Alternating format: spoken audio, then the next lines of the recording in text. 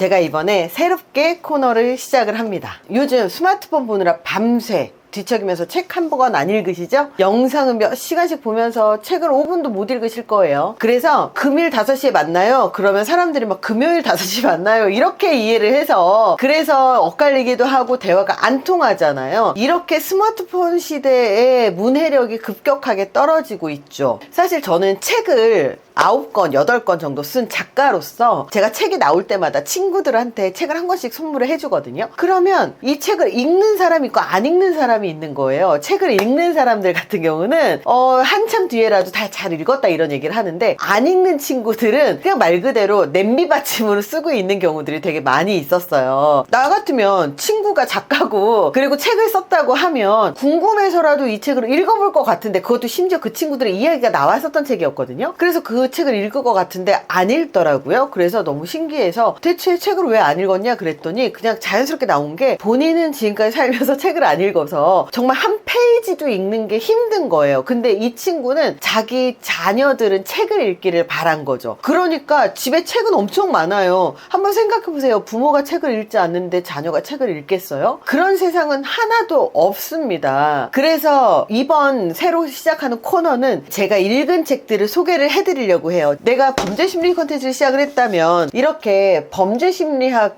교재 정도는 읽어야 되잖아요. 이런 식으로 제가 직접 읽은 책들, 혹은 이런 책들을 읽었으면 좋겠다, 혹은 제 책도 있습니다. 제 책은 매일 10분 마음수업뿐만 아니라 8권이 있고요. 이렇게 책들이 있으니 이 책의 내용들을 한 줄씩 읽어드리든, 이런 책은 어떻게 읽으면 좋아요? 라고 얘기를 해줄 수 있을 것 같아요. 최근에 광고 많이 나왔던 듀얼 브레인도 읽었는데 이런 것들에 대해서도 얘기를 할 것 같고, 그리고 불편한 편의점 1, 2, 요거는 저희 아빠가 읽고 저한테 주신 책이에요. 사실 이 책이 베스트셀러라고 하더라고요, 소설로. 그래서 이런 책들을 제가 직접 읽고 소개를 해드리려고 해요. 이번 영상은 인생책장 심리학자의 북리스트의 첫 번째 시간인데요. 앞으로 제가 심리, 경영, 관계, 뇌과학, 자기계발 등 다양한 책들을 심리학자의 관점으로 풀어드리려고 해요. 그 시작으로 저는 종이책을 읽으라고 얘기를 하거든요. 왜 하필 종이책을 읽어야 되는가에 대해서 꼭 말씀드리고 싶었어요. 왜냐하면 책 왜 읽어야 돼요? 영상으로도 배울 수 있잖아요. 우리 다 유튜브로 공부하시잖아요. 근데 저는 제가 유튜브 영상을 제작을 하는 입장으로서 저는 유튜브를 보지 않습니다. 죄송하지만 제가 제작하는 컨텐츠 원고만 만들고 제작을 합니다. 실제로 다른 채널들 보지 않아요. 그렇기 때문에 왜 심리학자인 나는 유튜브 채널을 보지 않을까? 그 어떤 것도 보지 않을까? 심지어 저희 집에는 TV도 없습니다. 정말 집에서 그냥 책 읽고요. 그리고 원고 쓰고요. 그렇게 살아요. 왜 이렇게 해야 되는지에 대해서 이번 영상에서 왜 북리스트 코너를 제가 만들기로 했는지에 대한, 말 그대로 종이책을 읽어야 되는 이유를 제가 구체적으로 심리학적으로 뇌과학적으로 설명을 해드릴게요. 이 책은요, 재미가 있어야 읽게 되고요. 재미가 있어야 머릿속에 오래 가요. 사실 우리가 보통 좋은 습관을 만들려면 동기부여가 되게 중요하고, 그 동기부여뿐만 아니라 내가 이 책을 왜 읽어야 되지를 정확하게 알고 있어야 돼요. 이 책을 내 자식들이 왜 읽어야지, 그것도 종이책으로 이거에 대해서 정확하게 알고 계셔야 됩니다. 저는 저희 집에 정말 책장이요, 어마어마하게 많았어요. 그래서 제가 한번 이사를 가려면 이사를 못 가는 거예요. 그래서 그 책들을 모두 스캔을 했더니 정말 7, 80기가가 나왔어요. 그럼에도 불구하고 계속 저는 책을 사서 읽고 있는 중인데요. 사실 이 책을 읽는 이유는요, 이 심리학에서도 사람들이 책을 읽게끔 만들려면, 특히 내 자녀가 책을 읽게 만들고 싶다면 사실은 어렸을 때부터, 아주 어렸을 때부터 책을 읽는 습관을 만들어줘야 돼요. 이 만드는 게 처음부터 이렇게 막 글자가 긴 이 종이책부터 시작하는 게 아닙니다. 어디서부터 시작을 해야 되냐면 그림책부터 시작을 해야 돼요. 그림책을 갖고 와서 이 책으로 그림을 낙서를 하고 읽고 하는 그 여러 가지 행동들을 재미를 붙이고, 여기에서 글자를 배우고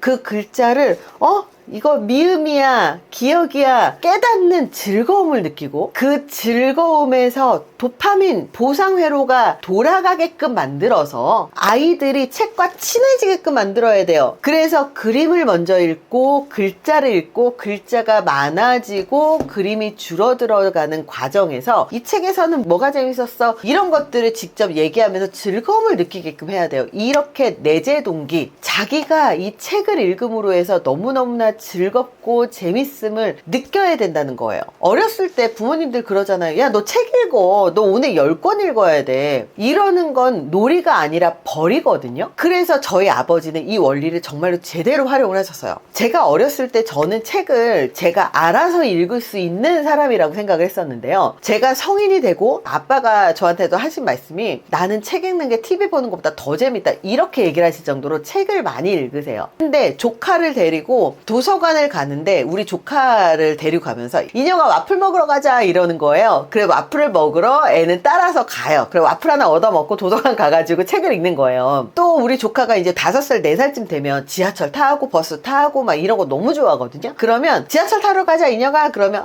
신나요. 그러고 지하철 한 바퀴 쭉 돌고 도서관을 내려가는 거예요. 이렇게 아이의 흥미를 간식이나 지하철 같은 걸로 확 올린 다음에 도서관으로 데려가서 이 와플이나 지하철로 당근을 주는 거죠. 그리고 나서 이 책을 읽게 만든 거예요. 이 책 읽기가 뭔가 해야 하는 숙제가 아니라 맛있는 와플 먹으러 갔다가 재미있게 노는 작업, 그리고 지하철 타러 재미있게 놀다가 또 책을 읽는 것, 이렇게 재미있는 놀이와 연합을 시켜줬거든요. 그런 아이가 고등학교에 진학을 하는데요. 공부도 굉장히 잘하고요. 말도 굉장히 조리 있게 잘하고요. 생각도 판단력도 굉장히 좋고요. 자기 조절력 자체가 굉장히 좋아요. 그래서 지금 본인의 진로를 뭘로 하겠다 얘기를 하고 있을 정도로 굉장히 똑똑하게 잘 컸습니다. 심리학자 데시라이언의 자기결정성 이론에 따르면 이렇게 내적 흥미로 시작된 행동이 꾸준히 이어질 가능성이 높다고 하거든요. 우리 아버지가 생각을 해보니까 조카한테만 그렇게 키운 게 아니라 저나 우리 오빠나 남동생도 그렇게 키웠던 거죠. 만약에 억지로 책 읽어라 했으면 저도 반감이 생겨서 책을 안 읽었겠죠. 근데 이렇게 재미있게 했었으니까 재미를 느끼고 책을 많이 읽는 거예요.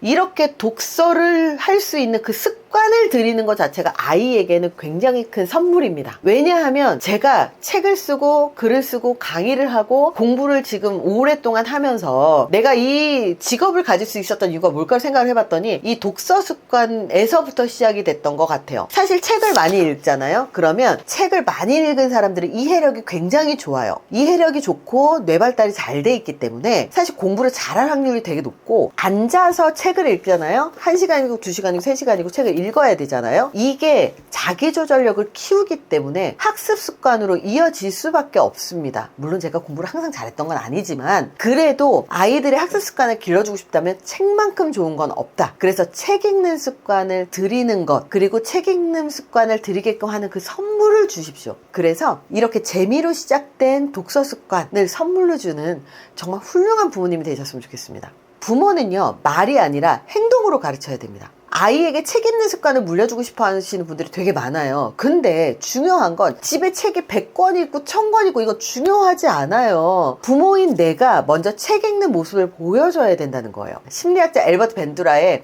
사회학습 이론에 따르면요, 아이들은 부모의 말을 따라서 하는 게 아니라 행동을 따라서 한다는 사실이 실험으로 입증이 됐습니다. 유명한 되게 유명한 보보 인형 실험이 있어요. TV를 보고, 밤두라의 보보 인형 실험이 있습니다. TV를 보고 폭력적인 영상을 본 아이들은 보보 인형이 있으면 칼을 꺼내서 보보 인형 막 찔러요. 이 폭력적인 행동을 따라서 합니다. 근데 잔잔하게 책 읽는 영상이라든지 이런, 아니면 사람을 보호하는 영상을 보잖아요. 그러면 이 보보 인형을 끌어안고 쓰다듬어 주기 시작을 합니다. 아이들이. 이렇게 말로 배우는 게 아니라 행동을 배운다는 거예요. 독서 습관도 똑같아요. 책은 잔뜩 꽂아놓고 본인은 책을 아예 안 읽는 분이 있어요. 그러면서 나한테 책을 안 읽어서 되게 걱정이라고 이야기를 하는 거죠. 근데 정작 이 친구가 뭘 하냐면 태블릿으로 동화 영상을 보여주는 거예요. 그 집에는 책을 정말로 많이 갖고 있지만 아이들은 동화책을 영상으로 보는 습관이 있는 겁니다. 그러면 책을 읽는 거에 흥미를 붙일 수 있을까요? 부모가 한 번도 하지 않은 행동은 아이들은 따라서 하지 않습니다. 굉장히 아이들 똑똑해요. 아이 입장에서도 엄마 아빠도 맨날 휴대폰만 보지 않아. 근데 왜 나만 책 읽으래? 이러면 나도 대답을 할 말이 없다는 거죠. 그래서 우리가 스마트폰에 빠져 있으면서 아이들한테 책 읽으라고 하면 아이들은 설득될 리가 없다는 거예요. 부모가 책을 읽으면 아이들은 따라서 읽게 돼 있습니다. 생각해보니까 저희 아버지는 항상 책을 읽는 모습이었거든요. 그래서 저도 책을 읽는 게 너무 자연스러웠었어요. 그래서 책을 읽는 모습을 보여주는 게 가장 중요하다. 거실에서 TV를 끄고 책을 펴는 모습, 잠들기 전에 침대 옆에 램프를 켜고 독서를 하는 모습 자체가 최고의 교육이라는 거예요. 말로 가르치지 마세요. 삶으로 보여주는 게 정말 독서 교육의 출발점입니다. 왜 책을 읽어야 똑똑해지느냐? 책을 읽으면 뇌가 바뀌어요. 뉴로플라스티시티와 상상력이라는 게 있거든요. 독서는 우리의 뇌를 실제로 변화시킨다는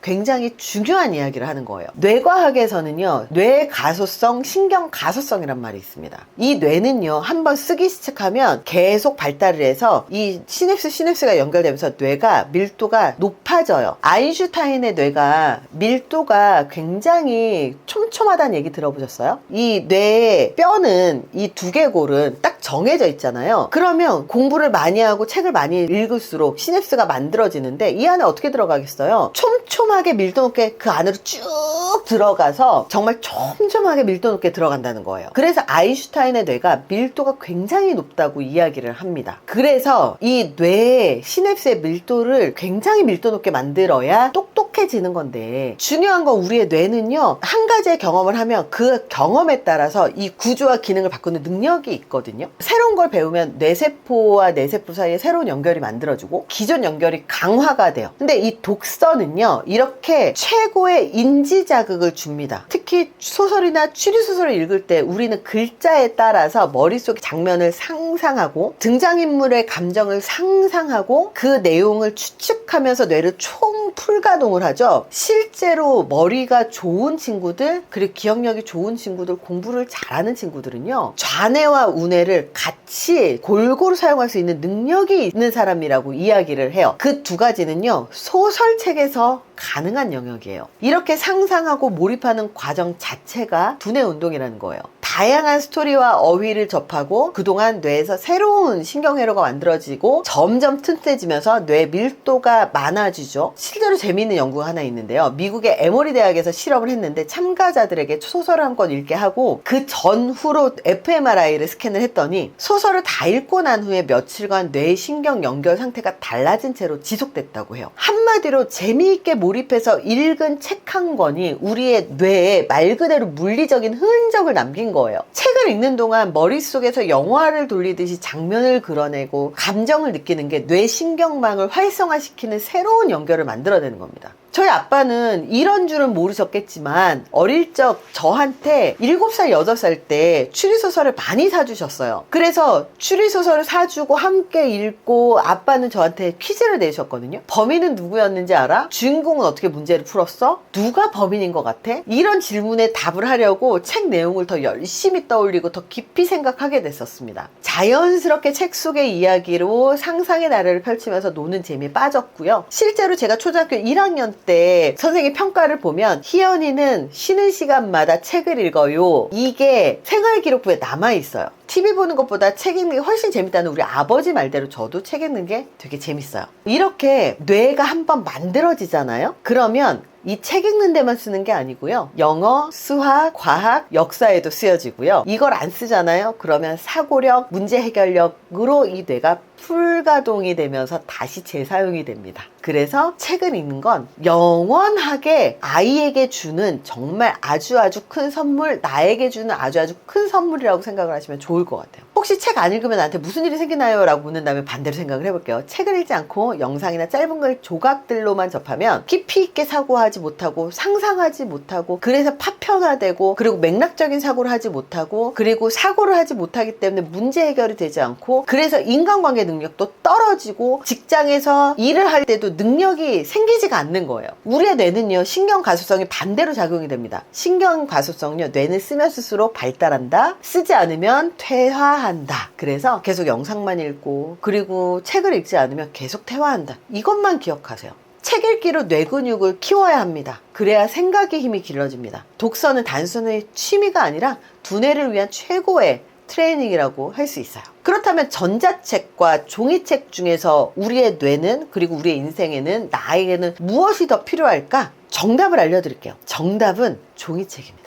사람들은요, 전자책도 많은데 굳이 종이책으로 읽어야 돼? 라고 생각을 하시는데요. 결론부터 말하면 우리의 뇌는 종이책을 읽을 때 내용을 더 잘 이해하고 기억합니다. 실제 실험 결과가 있어요. 노르웨이 한 연구에서 동일한 글을 한 그룹은 종이책으로, 다른 그룹은 태블릿 PDF로 읽게 하고 이해도를 테스트했더니 종이책을 읽은 학생들의 점수가 훨씬 높았다고 합니다. 디지털 화면으로 읽은 학생들은 줄거리의 세부 내용을 많이 놓쳤다는 거예요. 왜 이런 차이가 날까요? 이유는 디지털 기기만의 특성 때문입니다. 디지털 기기는요, 빛을 쏴서 글을 보여줘요. 모니터나 태블릿 화면은 사실은 빠른 속도로 깜빡이면서 빛을 냅니다. 눈에는 안 보여도 우리의 뇌는 미세한 깜빡이를 추가로 처리해서 우리의 뇌와 눈을 굉장히 필요하게 만들어요. 하지만 이 종이책은 주변의 빛을 자연스럽게 반사하기 때문에 눈이나 뇌에 부담이 덜해요. 또 화면에는 이메일 알림이나 메시지나 별별 방해 요소들이 뜨지만 종이책에는 그런 방해가 없어요. 한마디로 종이책은 방해 없이 몰입할 수 있는 환경을 주는 거예요. 그리고 결정적으로 이 종이책은 손으로 책장을 넘기고 글이 페이지에 고정되어 있다는 겁니다. 책을 읽을 때 뇌는 자연스럽게 이 정보가 책의 어느 부분에 있었지 공간적인 단서를 기억을 해요. 저 같은 경우도 책을 읽을 때 이 공간적인 단서를 기억을 하는데, 예를 들어서 이 불멸의 호르몬은 테스토스테론이나 아니면 세로토닌이나 아니면 멜라토닌이나 이런 호르몬과 관련되어 있는 것들을 싹 정리해서 의사가 소개를 해준 책이에요. 그러면 저는 테스토스테론 어디서 읽었는데, 그리고 테스토스테론에서 이 페이지의 왼쪽 위에 있었어. 이것까지 저는 기억을 하거든요. 그래서 몇 페이지까지는 아니어도 중간쯤 혹은 뒤쪽에 어느 챕터의 오른쪽 위쪽에 있었어. 이걸 기억을 하는 거예요. 이렇게 떠올릴 수 있어야 책 파악이 훨씬 유리하다는 거예요. 화면에서 계속 텍스트가 밀려 올라가면 뇌가 이 지도를 그리기가 어려워합니다. 종이책을 읽을 때 눈으로 글자를 보고 손으로 종이를 만지는 이 감각이 동시에 작용하거든요. 심지어 책의 냄새를 맡을 수도 있죠. 여러 감각을 동시에 쓰면 정보가 더 확실하게 기억에 남는다는 연구 결과가 있습니다. 인간이 정보를 받아들이는 게 시각, 청각, 촉각, 후각, 미각이에요. 시각, 촉각, 감정을 모두 동원해서 배우면 이 멀티 채널로 뇌가 각인이 되는 겁니다. 반면에 태블릿이나 스마트폰으로 이렇게 하면 감각적으로 훨씬 경험이 적죠. 그렇기 때문에 기억을 못하는 거예요. 결과적으로 뇌 입장으로 볼 때 종이책이 훨씬 읽은 내용을 오래 유지하고, 그리고 더 많이 기억할 수밖에 없습니다. 그래서 공부할 때 필기도요, 타이핑을 하는 건 근육을 쓰는 거고 뇌를 쓰는 게 아니에요. 습관적으로 쓰는 거예요. 하지만 필기를 할 때도 손으로 필기를 해야 기억에 남습니다. 학습 효과가 있어요. 이것 또한 연구 결과로 다 나와 있습니다. 그래서 눈으로만 보지 마시고 손으로 써가면서 이 책 아까워하지 마십시오. 팔 생각도 하지 마세요. 그냥 줄 쳐가면서 읽으세요. 그러면 그게 우리가 머릿속에 남는 거라는 거죠. 그래서 자꾸 영상을 보면서 휘발성, 시간은 들이고 기억이 하나도 남지 않는 영상 정보를 남기지 마시고 책을 읽으십시오. 머리를 굴리면서 내 그 지식으로 만드세요. 뇌는 종이책을 좋아한다. 이걸 기억하십시오. 장기 기억으로 남기고 싶은 중요한 내용일수록 종이책을 읽고, 필요하면 펜으로 밑줄도 긋고 메모도 하세요. 훨씬 기억이 선명해질 겁니다. 많이 읽는 것보다 제대로 읽는 게 중요합니다. 질 높은 독서를 하는 게 중요하다는 거예요. 양보다 질입니다. 책을 많이 읽는 것도 좋지만요, 읽은 내용을 얼마나 내 것으로 만드느냐예요. 저희 조카가 아빠랑 같이 도서관을 다녀오면 뿌듯한 얼굴로 5살 때 저한테 막 그랬어요. 고모, 저 20권이나 읽고 왔어요. 이러면서 자랑을 했었어요. 그래서 제가 우리 조카한테 물어봤죠. 와, 20권이나 읽었어? 정말 대단하다. 근데 가장 기억나는 책이 뭐였어? 기억나는 책 하나만 알려줄래? 그랬더니 멈칫하는 거예요. 왜냐하면 20권을 읽은 게 필요하니까 가져와서 대충 넘기고 갖다 놓기만 한 거지 기억에 남는 게 하나도 없었던 거예요. 그래서 제가 물어봤어요. 너 다음에 갔다 올 때 기억에 남는 책 하나만 가져와. 그 다음에 또 기억에 남는 책을 저한테 막 자랑을 하는 거예요. 이번에는 이 책 읽었어요. 그랬더니 제가 또 뭐라고 물어봤냐면, 그래, 내용이 뭐였어? 이렇게 물어봤어요. 그랬더니 처음에는 많은 책을 클리어하는 것, 많은 책을 읽어서 20권 읽었어요가 자랑해서, 저 이 책 읽었어요 자랑으로, 이 책의 이 내용이 기억나요로 점점 기억할 수 있는 독서의 질을 높여주는 연습을 시켰었죠.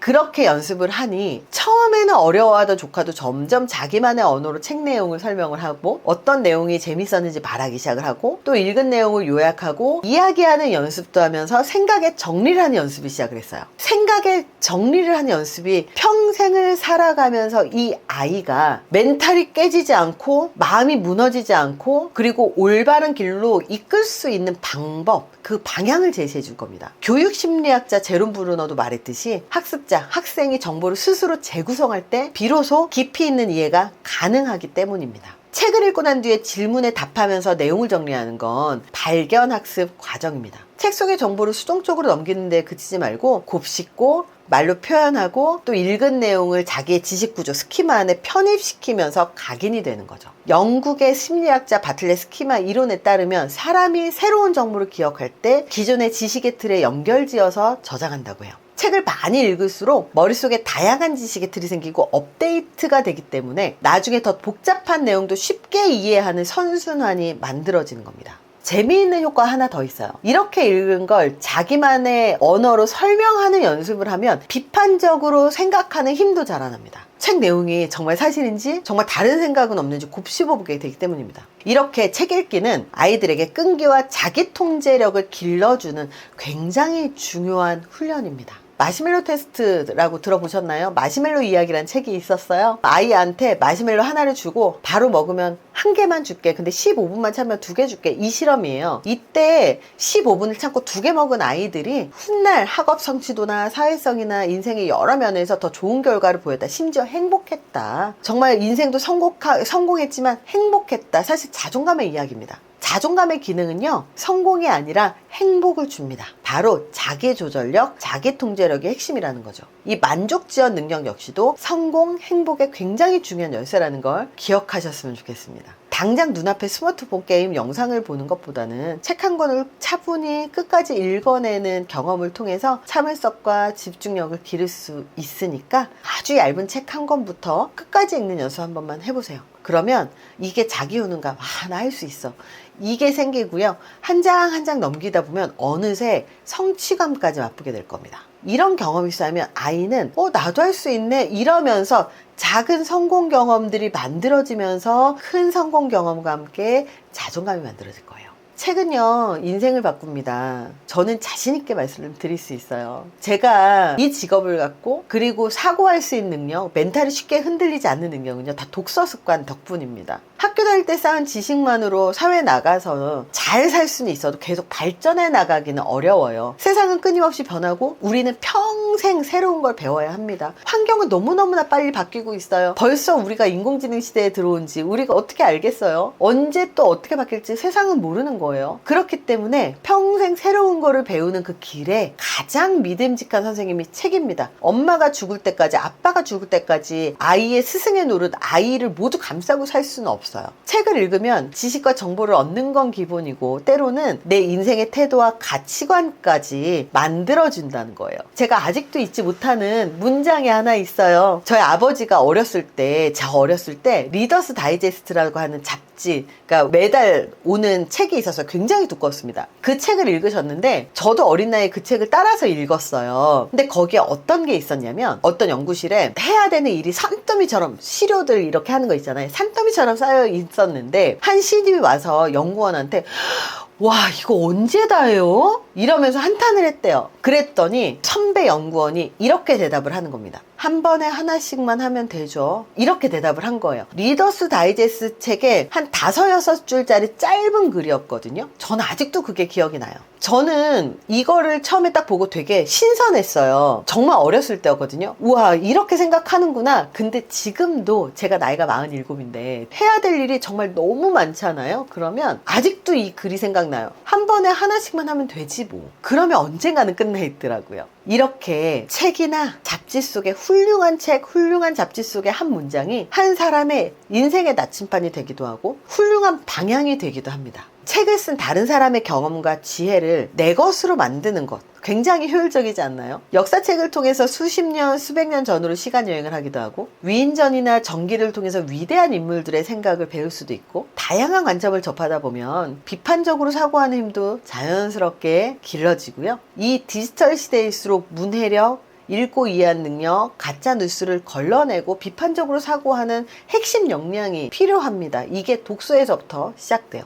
이렇게 정보의 홍수의 시대, 가짜뉴스의 시대, 그리고 제대로 된 지식 없는 사람들이 유튜버가 돼서 정말 개인의 가치관이나 편협한 사고를 주입하는 이런 시대에 책을 읽고 깊이 생각하는 힘이 없으면 쏟아지는 정보에 휘둘리기 쉽습니다. 실제로 책 읽는 습관이 전혀 없이 성인이 되면요, 인생이 위험해질 수 있습니다. 전혀 과장이 아니에요. 그래서 자극적인 정보에 자기 생각 없이 휩쓸리다 보면 잘못된 선택을 할 수도 있고, 그리고 사이비 이론이나 음모론에 현혹되기도 하죠. 그래서 평소에 독서를 안 하시는 분들일수록 근거 없는 유언비어를 믿거나 선동에 휘말리는 경우가 굉장히 많아요. 독서 습관이 있는 사람들은 새로운 정보를 접해도 자기 지식 체계 안에서 검증을 하고, 그리고 다시 책을 읽고 독서력으로 다시 새로운 판단을 하는 거죠. 필수의 기술이라는 거예요. 그래서 스스로 정보를 얻고 판단하는 능력이 있어야 계속 변화하는 이 세상에서 올바른 판단을 내릴 수 있고, 이 가운데에서 스스로 처신도 할 수 있고 방향을 찾아 나갈 수 있다라는 겁니다. 디지털 시대라고 이렇게 독서를 종이로 하는 게 구시대 유물처럼 느껴지신다면 큰 오산입니다. 오히려 지금같이 정보가 넘쳐나는 때일수록 읽고 생각하는 힘이 없으면 절대 안 돼요. 그래서 저는 이 채널 인생책장 심리학자의 북리스트 코너를 시작하게 됐습니다. 세상에 책은 참 많지만 정작 읽을 만한 보석 같은 책을 찾기가 쉽지 않잖아요. 제가 심리학자의 눈으로 정말 도움이 되고 가치 있는 책들을 골라서 소개해드리고, 책 속의 인사이트도 알기 쉽게 풀어서 전해드릴게요. 이 시리즈를 보다가 와, 이 책 흥미롭다, 그럼 한번 읽어볼까, 이런 생각이 들면 저는 굉장히 보람될 것 같아요. 제 바람도 우리가 다시 독서의 즐거움을 발견하는 것, 우리가 스마트폰을 이제는 내려놓고 책 속으로 들어가는 것이 제가 우리 시대에 좀 방향을 알려드릴 수 있는 방법이 아닐까, 그런 생각을 합니다. 결론은 한 줄입니다. 영상으로만 공부하지 말고 종이책을 읽자! 유튜브 빨리 끄시고요, 책 한번 읽으십시오. 지금까지 시청해주셔서 감사해요. 스마트폰 내려놓고 잠시 종이책을 한번 읽어볼까요? 감사합니다.